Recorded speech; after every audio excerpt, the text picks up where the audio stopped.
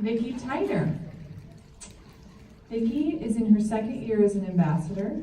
She's from Fishers, Indiana, and her speech is called Running Into Myself.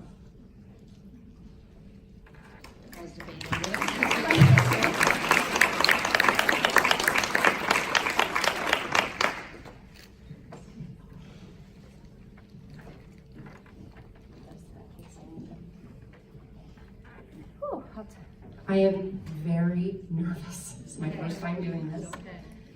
Oh, you guys look so good. So do you. So many of us define ourselves by titles. We go about our day. We never really think of the titles that we have. For me, I am a daughter, a sister, a wife, a mother, I'm a grandmother. I have great friends. But of those titles, wife and mother, I thought those would be the most awesome titles I could ever have. But those two titles would soon be overshadowed by new titles, and those were not titles that I was prepared for. I'm shaking, sorry. In June of 2004, on a missions trip to Costa Rica with my family, my husband, John, suffered a devastating heart attack. It would not be discovered until we were back in the States 2 days later. We left the doctor office that day. He was in an ambulance and I was following, making phone calls to explain to people what was happening. And my life forever changed. We were in the hospital and the doctor came in and told us we had two options. We could take John home and make him comfortable for the next week, or we could have a battery-operated heart placed and wait for a transplant. And so we obviously picked the device and waited for a transplant. 6 months later, during those times, that 6 months, my days were spent making sure batteries were charged so his heart could actually run, taking care of our 4 kids and their schedules. We had our own business. It was the days just seemed to run on and on and on. And then 6 months later, John was blessed to receive his heart transplant. And soon those days were filled with multiple medication doses and still doctor visits, still had those lovely 4 kids and their schedules and our business and our home.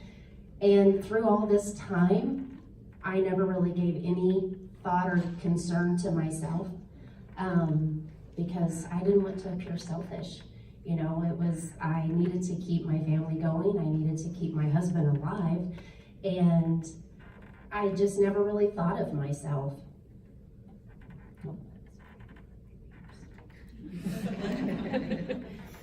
And so when I was in the hospital, I took on a new title, and it was caregiver. And caregiver can take a lot out of you. It can just consume you mentally and physically, and you just, you know, it just becomes everything that you do. You know, you get up and you think, okay, today I need to do this. It may seem a lot like yesterday, but one medication dose, if it doesn't get done at 2, can make a difference of a trip to the emergency room. And so with that, just caregiver just is, it's overwhelming. And so if you know anyone that's a caregiver, just give them a hug, because they probably want it, and they're just, as we heard earlier, they're not going to ask for it. Sorry.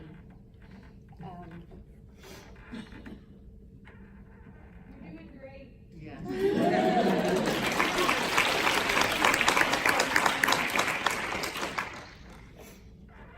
And so we go 2 years later, and so we are in the summer of June of 2006, and it's the day after Father's Day, and my husband John has passed away from a post-op complication called sepsis.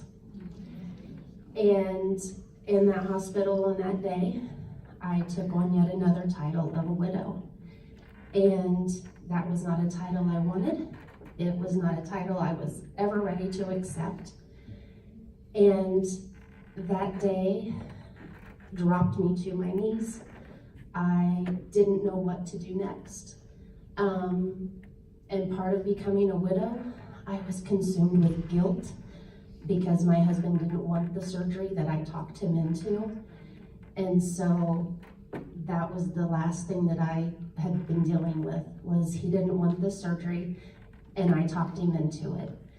And so I was dealing with becoming a young widow with 4 kids and a business, and the guilt of he would still be here if I had just said, okay, don't have that surgery.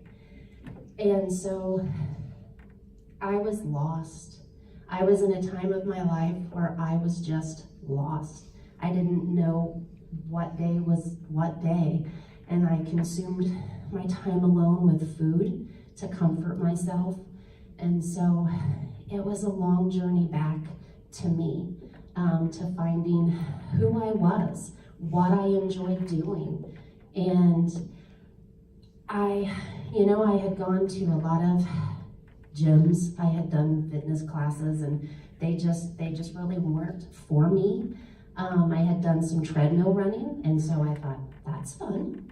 And I wondered, how difficult could it be to really run outside? And so I talked to my best friend, and I said, hey, I think we are going to do a 5K. And she was, excuse me, I don't run. And I said, neither do I, so there's the fun. And so I said, there's this great app called A Couch to 5K, and she was like, show me. Because she just, to this day, it's show me. And so we downloaded this app, and we worked on this 5K, and I thought, this is fun.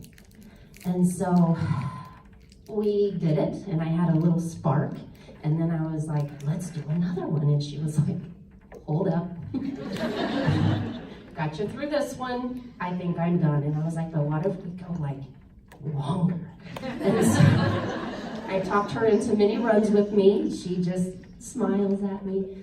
But, the spark has now become like this flame, and it just excites me to go running. And so I think, back on all of the titles that I've carried in my life, and I'm still the wife and the mother and the grandmother to those 5 great kids' pictures, if anybody wants to see them. But I'm a runner.